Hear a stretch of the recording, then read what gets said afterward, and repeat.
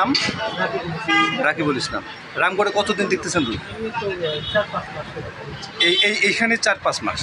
আচ্ছা, ফেনী আপনার এখানে ঠিকানা ছিল প্যাডে। ফেনী কোথায় আপনি বসেন? কোথায় এটা? ট্রাং রোডে আছে হসপিটালটা আছে এখন? ওখানে আপনি কীভাবে দেখেন? রিসিপশনিস্ট, রিফেকশনিস্ট। আচ্ছা, হ্যাঁ, আচ্ছা। তো এছাড়া এখানে ছাড়া আর কোথাও রুগী দেখেন? রামগড়। এখান থেকে আপনাকে কি কন্ট্যাক্ট করল? আপনার সাথে কন্ট্যাক্ট করছে কি রামগড় থেকে? ওনারা কন্ট্যাক্ট করছে। আচ্ছা, কন্ট্যাক্ট করার পর আপনি নিজেকে ডাক্তার বলছেন?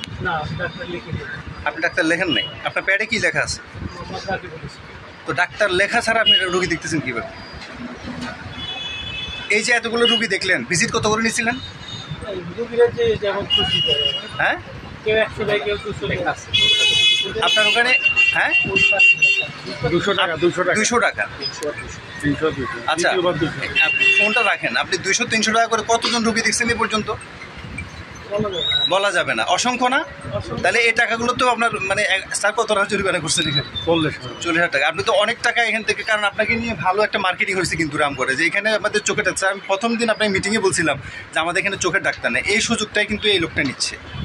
এখানে চোখের ডাক্তার না, এটা তো আপনি জানেন